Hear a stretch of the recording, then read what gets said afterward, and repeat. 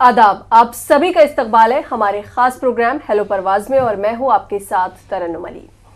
Heart disease का पहला इशारा हमारी लाइफस्टाइल की ओर होता है। देखना ये चाहिए कि कहीं हम आराम तलब तो नहीं हो गए, हमारे खाने की आदतें बिगड़ी हुई तो नहीं है, कहीं हम एक्सरसाइज से परहेज तो नहीं करते, सिगरेट शराब तंबाकू की लत तो नहीं है, पूरी नींद लेते हैं या नहीं, जहनी दबाव ज्यादा है और फिजिकल एक्टिविटी कम। ऐसे में दिल की बीमारियां होने के चांसेस बढ़ जाते हैं। तो आज हम बात करेंगे हार्ट डिजीज की और इन सब पर बात करने के लिए हमारे साथ हैं कार्डियोलॉजिस्ट डॉक्टर आरिफ वहाब। आपका इस्तकबाल है हमारे इस प्रोग्राम में। शुक्रिया तरन्नुम। नाज़रीन, आप भी हमारे इस प्रोग्राम में शामिल हो सकते हैं। हमारे नंबर्स लगातार आपकी टीवी स्क्रीन पर फ्लैश हो रहे हैं, हमें इंतजार है आपके सवालों का। डॉक्टर आरिफ वहाब, जैसे कि आज बात करेंगे हार्ट डिजीज की, तो सबसे पहले ये बात करते हैं कि ये जो हार्ट डिजीज है, पहले जो 50 की उम्र के लोग होते थे, उससे ज्यादा की उम्र के लोग होते थे, उन्हें ये बीमारियां ज्यादा होती थी, हार्ट डिजीज खासकर। लेकिन अब की बात करें तो ये बहुत कम उम्र के लोगों को ज्यादा हो रहा है, जैसे 20-25 साल की उम्र के जो लोग हैं उनको भी हो रहा है। तो वजह क्या है? देखिए, इसकी वजह एक तो नहीं कही जा सकती, कई वजूहत हैं। एक बहुत बड़ी वजह तो ये है कि आपके पास नए इन्वेस्टिगेशन आ गए हैं, बड़े अच्छे इक्विपमेंट्स आ गए हैं जो कि बहुत जल्दी किसी चीज़ को डिटेक्ट कर सकते हैं। ठीक है, तो पहले जैसे होता था कि किसी को कोई प्रॉब्लम है वो इन्वेस्टिगेट कराता था, आपके पास सेंसिटिव इन्वेस्टिगेशंस नहीं थे, और अब सेंसिटिव इन्वेस्टिगेशन है जो डिटेक्ट कर लेते हैं। लेकिन इसके अलावा और भी जो वजूहात हैं, उसमें एक बहुत बड़ी चीज़ है कि आपकी लाइफस्टाइल बहुत चेंज हो गई है। पहले आप फिज़िकल एक्टिविटी काफ़ी करते थे, वॉकिंग बहुत थी, अब ये चीज़ें ख़त्म हो गई हैं। उसके अलावा खाना पीना, प्रोसेस्ड फूड ज़्यादा हो गया है। तो ये सारी चीज़ें मिला के इन्होंने दो चीज़ें कर दी हैं। एक तो ये कि डिज़ीज़ जिस एज में होती थी वो कम हो गई है, यंगर एज में होने लगी है, और दूसरा डिटेक्शन भी अर्लियर हो गया है, मोर कॉमन हो गया है, क्योंकि सेंसिटिव इक्विपमेंट्स हैं आपके पास। तो दोनों वजूहात की वजह से आप देखते हैं कि पहले जो मरीज़ जो 60 साल का आता था वो 40 साल, 45 साल या 50 साल के एज में आपके पास आने लगे हैं। बिल्कुल, जैसे कि आपने कहा कि ये जो हार्ट डिजीज़ है ये कम उम्र के लोगों को भी हो रही है और कहीं ना कहीं जो लाइफस्टाइल है उसकी वजह से भी हो रही है। तो लाइफस्टाइल में कौन सी ऐसी चीज़ें हैं जिसका असर सबसे ज़्यादा दिल पर होता है? देखिए, लाइफस्टाइल में जो हम मेजर रिस्क फैक्टर्स कहते हैं, वो मेजर रिस्क फैक्टर्स में एक बहुत बड़ी प्रॉब्लम जो है वो है स्मोकिंग। जो स्मोकर्स हैं वो बहुत हाई रिस्क पे होते हैं हार्ट डिजीज़ के लिए। दूसरी प्रॉब्लम जो है कि अगर आपके वॉकिंग या एक्सरसाइज कितना है, तो कहा यह गया है कि तकरीबन आपको 150 मिनट एक हफ्ते में एक्सरसाइज करना चाहिए, मॉडरेट इंटेंसिटी एक्सरसाइज। और अगर आप हैवी इंटेंसिटी एक्सरसाइज करते हैं, जैसे स्विमिंग वगैरह करते हैं, तो तकरीबन 75 मिनट एक दिन में होना चाहिए। तो ये दो चीज़ें बहुत इंपॉर्टेंट हैं। बाकी इसके अलावा आप रिस्क पे होते हैं तो जो आपके और रिस्क फैक्टर्स हैं उसको भी आपको कंट्रोल करके रहना चाहिए। जी, आजकल बहुत सारी ऐसी बीमारियां हैं कि इंसान को मालूम ही नहीं चलता कि वो इस बीमारी का शिकार है या ये बीमारी उसे कब से थी। तो अगर किसी को हार्ट की प्रॉब्लम है तो उसको कैसे पता चलेगा? इसके कुछ सिम्टम्स हैं, कुछ वो महसूस करेगा?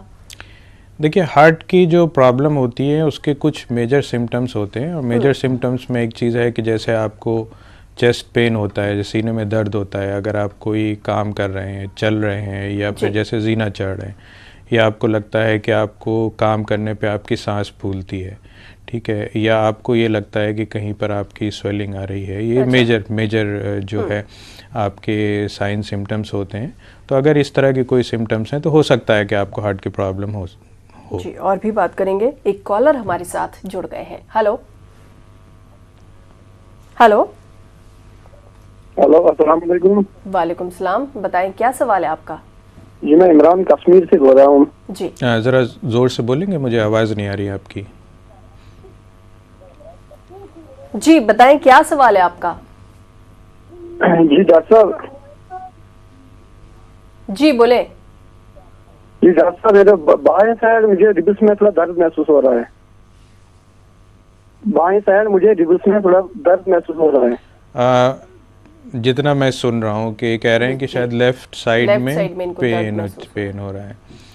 तो देखिए, लेफ़्ट साइड एक बहुत ही मिसकंसेप्शन है कि लेफ़्ट साइड जो चेस्ट पेन होगा तो वो हार्ट का होगा, क्योंकि हार्ट लेफ़्ट साइड में होता है। जो सही माने में ये है कि अगर क्लासिकल जिसे कहा जाए हार्ट का पेन होता है तो वो बीच में होता है चेस्ट के, ना कि लेफ़्ट साइड में होता है। और बीच का चेस्ट पेन जो कि चलने पे बढ़ जा रहा है और रुकने पे ठीक हो जा रहा है, अगर ये प्रॉब्लम है तो ज़्यादा चांस है कि आपको हार्ट की प्रॉब्लम होगी। अगर लेफ़्ट साइड का पेन है और हैवीनेस नहीं है, मतलब ऐसा नहीं लग रहा आपको कि उस पर कोई ज़ोर है या चलने पे नहीं हो रहा है, तो ये एक क्लासिकल पेन नहीं है, इसे हम जिसे कहते हैं एटिपिकल चेस्ट पेन है, तो थोड़ा कम चांस है कि हार्ट की प्रॉब्लम होगी। वैसे आप डॉक्टर को दिखा लें, वो थोड़ा अच्छे से पूछ लेगा आपसे कि क्या प्रॉब्लम है और वो आपको बता देंगे कि हार्ट की है कि नहीं है। जी, क्या सीने में जलन होना भी एक सिम्टम है हार्ट डिजीज़ का? हाँ, ये एक कॉमन प्रॉब्लम रहती है कि लोग आते हैं हम लोगों के पास, कहते हैं कि हमें एसिडिटी है और निकल आता है कि उनको हार्ट की प्रॉब्लम है या हार्ट अटैक हो गया है। तो सीने में जलन जो है एक कॉमन सिम्टम है हार्ट के प्रॉब्लम का, ख़ास तौर से क्योंकि अगर दोनों चेस्ट के बीच में हो रही है, यानी जिसे हम रेट्रोस्टर्नल कहते हैं हम अपनी लैंग्वेज में, तो वो हो रही है, तो ये हो सकता है, ज़रूरी नहीं है, ये दोनों की प्रॉब्लम हो सकती है कि गैस की भी प्रॉब्लम हो लेकिन हार्ट की भी प्रॉब्लम हो सकती है। जी, अच्छा, जैसे अगर किसी को जलन महसूस हो रही है या किसी तरह का कोई पेन महसूस हो रहा है, जैसे आपने कहा कि वो बीच में होता है, या किसी की सांस फूल रही है सीढ़ियाँ चढ़ने में उतरने में, तो उसे टेस्ट करवाना चाहिए। और इसके लिए कौन कौन से टेस्ट अवेलेबल हैं, कौन से टेस्ट इसके लिए किए जाते हैं? देखिए, आमतौर पे अगर किसी को डाउट हो रहा है कि हार्ट की प्रॉब्लम है तो उसके लिए जो कॉमन टेस्ट होते हैं वो ईसीजी होता है, एक कोलेस्ट्रॉल के लेवल्स होते हैं वो डिटेक्ट करते हैं, और उसके साथ जो है आप कुछ टीएमटी एक ट्रेडमिल टेस्ट होता है और इकोकार्डियोग्राफी होती है। ये कॉमन टेस्ट हैं जो हार्ट के होते हैं, और कुछ ब्लड टेस्ट भी होते हैं। अगर किसी को सस्पेक्ट करा गया है कि हार्ट अटैक है तो फिर एक ब्लड टेस्ट होता है जिसे हम ट्रोपोनिन कहते हैं, उससे करा जाता है। जी, अच्छा, अगर किसी को हार्ट डिजीज़ हो गई है तो क्या वो अगर अच्छे से इलाज करे, अपनी लाइफस्टाइल का ख्याल रखे, तो रिकवर कर सकता है? बिल्कुल रिकवर कर सकते हैं, और बहुत अच्छी लाइफस्टाइल भी आप अपनी बिता सकते हैं।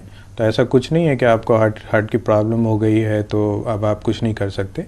बहुत अच्छे ट्रीटमेंट्स अवेलेबल हैं, और आप अगर सही से ट्रीटमेंट लेंगे तो आप बिल्कुल नॉर्मल आदमी की तरह काम कर सकते हैं। जी, एक कॉलर हमारे साथ जुड़ गए हैं। हेलो। हेलो, अस्सलाम वालेकुम। वालेकुम सलाम, बताएं क्या सवाल है? देखिए सबसे पहले अपने टीवी की आवाज बंद करिए। मैं कर्नाटक भटकल से बात कर रहा हूँ। जी जी, बताएं क्या सवाल है? मेरा सवाल है, मेरे सीने में बहुत जलन होते रहता है, इसके लिए मैं क्या करना चाहिए? बिल्कुल, हालांकि हमने अभी इसके बारे में बात की है। जी, सीने में जलन होते रहता है। देखिए, सीने में जलन होती है तो सबसे पहली चीज़ तो आपको डॉक्टर को दिखाना है, ठीक है, वही देख के बताएंगे। अब आमतौर पे देखिए, जलन अगर हो रही है तो हो सकता है कि हार्ट की प्रॉब्लम हो, ज़रूरी नहीं है कि हो, लेकिन अगर कई बार किन्हीं और वजहों से भी हो जाती है। जी, जैसे एसिडिटी है उस वजह से भी होती है, लेकिन आप किसी फिजिशियन या कार्डियोलॉजिस्ट को दिखा लें, वो ज़रूर आपको बता देंगे कि ये गैस की प्रॉब्लम है, ये हार्ट की प्रॉब्लम है। और कुछ टेस्ट अभी हमने जिक्र करा कि ये टेस्ट होते हैं, ये आप करा लें, इससे भी एक आइडिया होता है कि भाई क्या चीज़ है।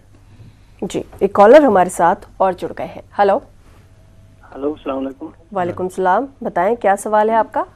जी, मैं कश्मीर काजीगुंड से बोल रहा हूँ। मेरे लेफ्ट साइड में पेन होती है 10-15 दिन से। अच्छा, लेफ्ट चेस्ट में? मैम, मेरा सवाल ये है कि मेरे राइट साइड में पेन होती है। देखिए, चेस्ट पे पेन का वही इशू है कि अगर पेन है आपके बीच में चेस्ट के और चलने पे बढ़ रहा है, रुकने पे ख़त्म हो जा रहा है या कम हो जा रहा है, तो चांस है कि आपको हार्ट की प्रॉब्लम होगी।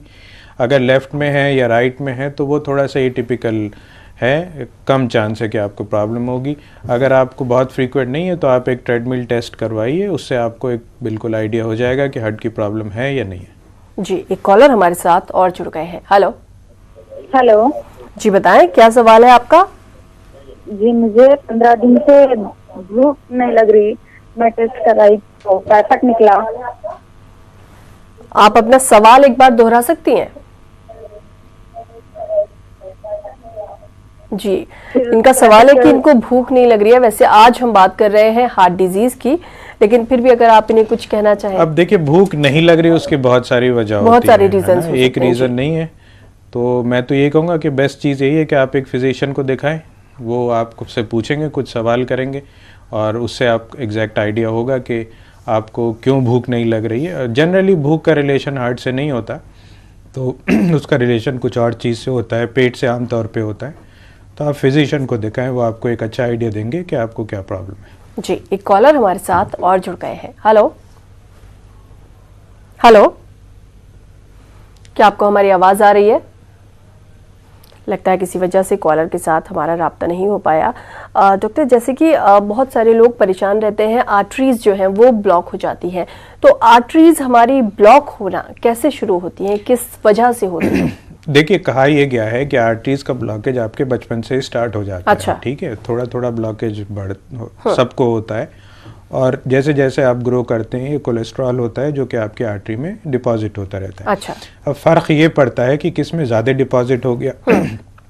तो जिन लोगों के कोलेस्ट्रॉल लेवल्स हाई होते हैं, या जो स्मोकिंग कर रहे होते हैं, अच्छा, या फिर या खाने पीने की आदतें ठीक नहीं है, तो इनके कोलेस्ट्रॉल बढ़ जाता है, और फिर वो जो आपका खून का दौरान है उसको रोकता है, और उसकी वजह से आपको प्रॉब्लम होती है।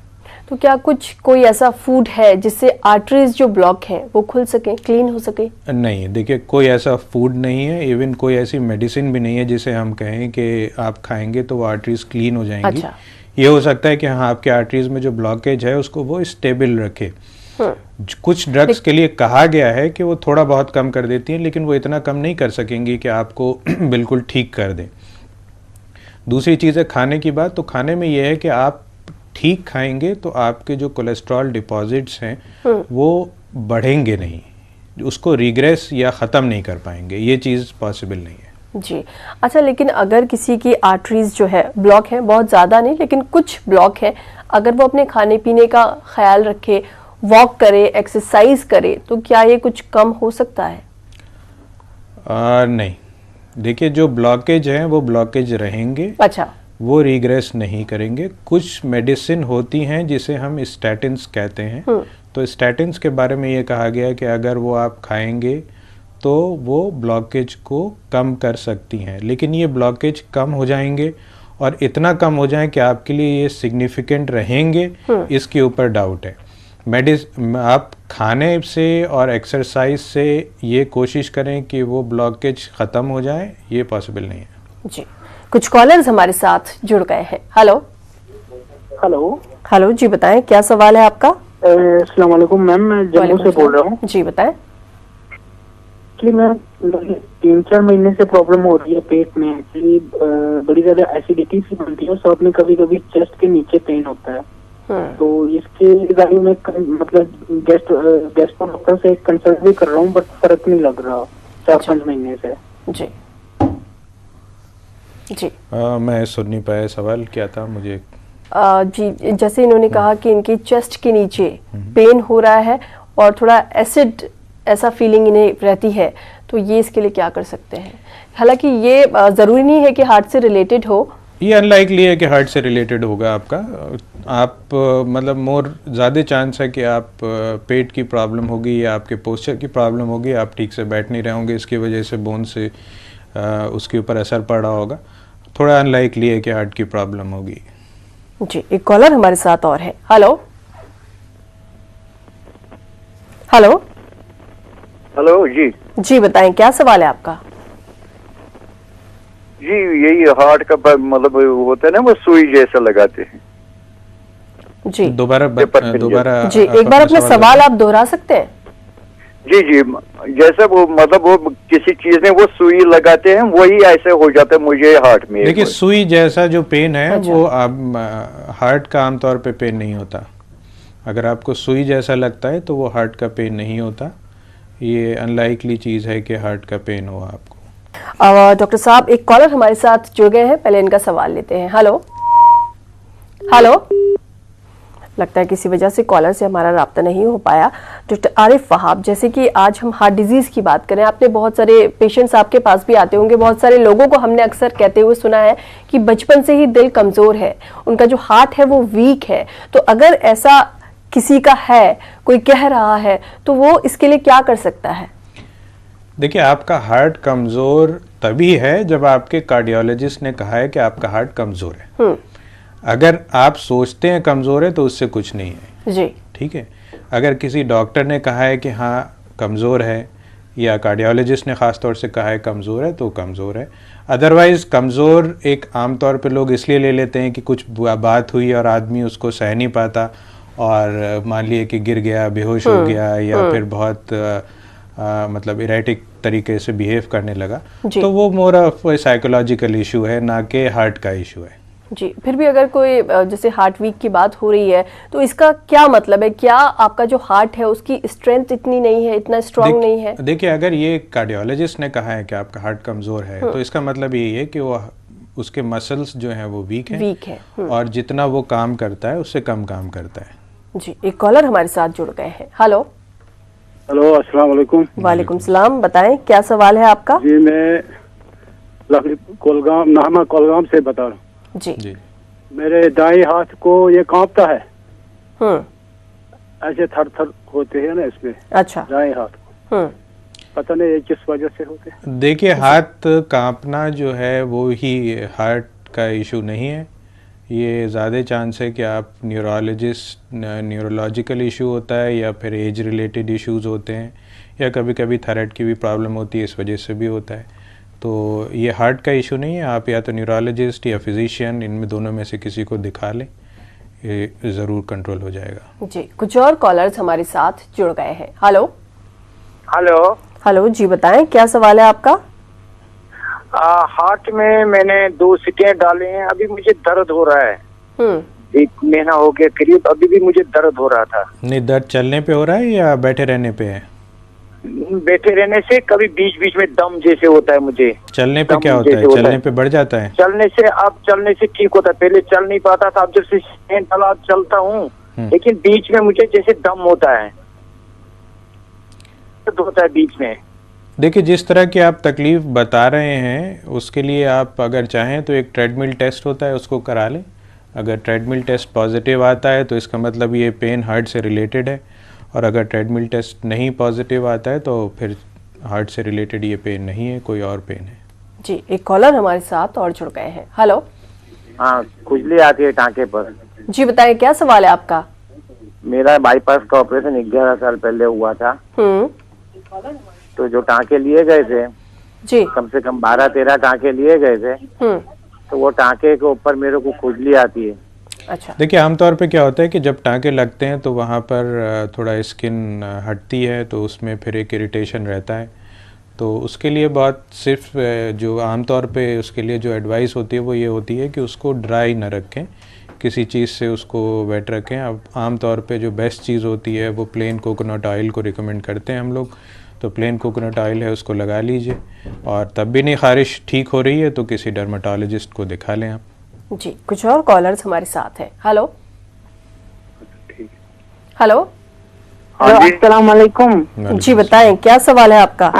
मैम, एक्चुअली डॉक्टर साहब से मैं ये जानना चाहती हूँ, मेरे को यही ऑर्थराइटिस की प्रॉब्लम है इस नी में, तो मैं वॉक नहीं कर सकती हूँ, चल नहीं सकती हूँ, और मैंने बहुत ही वजन कम भी किया है, खाती कुछ नहीं हूँ, लेकिन मुझे दवाई की, मुझे लगता है कि दवाई का साइड इफेक्ट हुआ होगा जो मैं जॉइंट इसका खा रही हूँ, इसकी वजह से मुझे ना कोलेस्ट्रॉल की लेवल थोड़ी हाई हो गई। अच्छा। मुझे पिछले महीने 239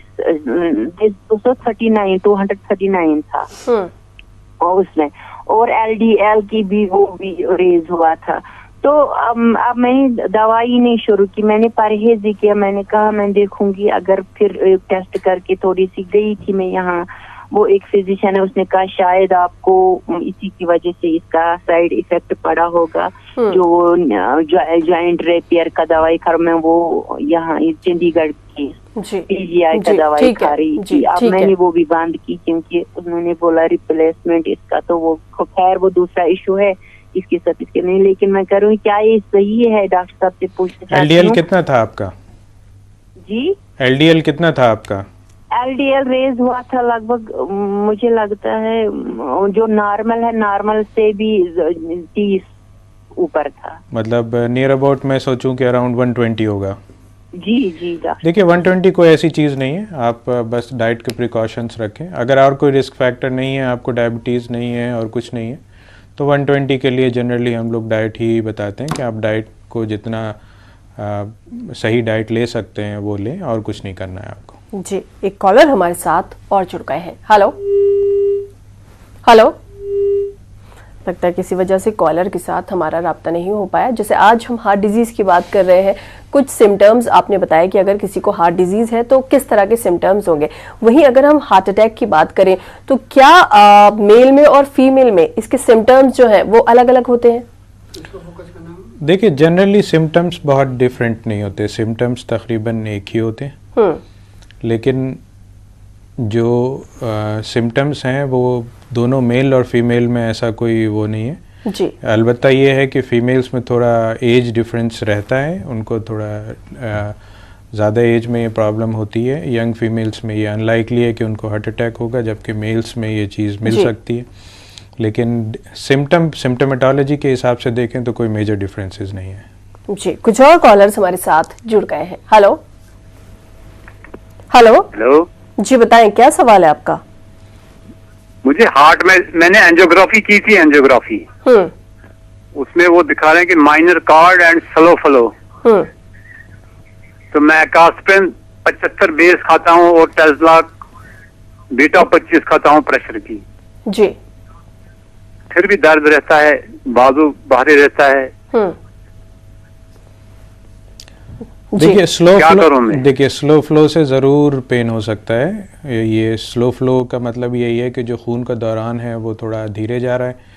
तो जब खून का दौरान धीरे जाता है तो उससे ये ज़रूर हो सकता है कि चेस्ट पेन हो। दो चीज़ें हैं, या तो एक टेस्ट होता है जिसे हम स्ट्रेस्थैलियम कहते हैं, उसको एक करा के देखें, उससे एग्जैक्ट पता लगेगा कि हाँ उसकी वजह से है कि नहीं है। और कुछ मेडिसिन और बढ़ाई जा सकती हैं, आपके जो कार्डियोलॉजिस्ट हैं उनसे बात करें। एक दवा होती है जिसे हम निकोराइंडिल कहते हैं, तो उसका इफ़ेक्ट बहुत अच्छा रहता है, उसको ऐड कर सकते हैं इसमें। जी, एक कॉलर हमारे साथ और जुड़ गए हैं। हेलो हेलो हेलो जी, बताएं क्या सवाल है? वालेकुम सलाम। चढ़ते हैं तो सांस फूलती है। जी बताएं। जब चढ़ते हैं सांस फूलती है। अच्छा, देखिए अगर सांस फूल रही है तो ज़रूरी है कि आप एक एको कराएं। एको करा के आपको आइडिया होगा। दूसरा टेस्ट होता है जिसे ब्लड टेस्ट होता है, एंटी-प्रोबीएनपी कहते हैं। ये दो टेस्ट आप कराइए, आपको एक अच्छा आइडिया हो जाएगा कि हार्ट की प्रॉब्लम है या नहीं है। जी, एक कॉलर हमारे साथ और है। हेलो हेलो, लगता है किसी वजह से कॉलर के साथ राब्ता हमारा नहीं हो पाया। डॉक्टर साहब, मैं आपसे ये ज़रूर जानना चाहूँगी और जो हमारे व्यूवर्स हैं वो भी ज़रूर चाह रहे होंगे कि आप इस बारे में बताएं, अगर अपने दिल को सेहतमंद रखना है शुरू से ही तो उसके लिए क्या टिप्स हैं? क्या खाना पीना चाहिए? एक्सरसाइज अगर करनी है तो कितनी देर करनी चाहिए? उसके लिए सही टाइम क्या होना चाहिए? वॉक करें तो कितनी देर करें? देखिए अगर आपको हार्ट को हेल्दी रखना है तो उसके लिए कुछ टिप्स ये हैं कि अगर स्मोकिंग बिल्कुल नहीं करनी है। दूसरा एक्सरसाइज के लिए जैसे मैंने बताया तकरीबन 150 मिनट मॉडरेट इंटेंसिटी एक्सरसाइज या फिर 75 मिनट हैवी इंटेंसिटी एक्सरसाइज।